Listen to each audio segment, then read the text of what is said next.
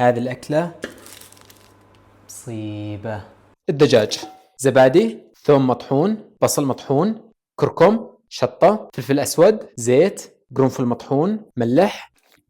اتركها ساعة في التتبيلة على الفرن حتى تطنجر والحقني. نزل شوية مطيبات، بصل، نزل الرز المنقوع، نفس بهارات الدجاج، ملح، ونزل مي مغلية وغطيها أول ما تبلش تنشف المي وهدي النار. وبوصفة اليوم استخدمت رز المندي، رز بسمتي هندي فاخر بيمتاز بطول الحبة وريحته الزاكية.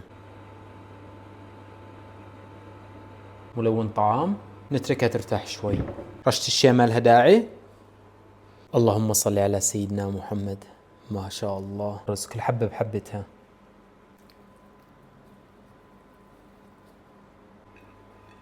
ممتاز. كمان واحدة هيك عشان تعش عليهم هذول. لبن، نقول بسم الله. لما قلت مصيبة فعلا مصيبة. يما تعال ذوقي. السلام عليكم.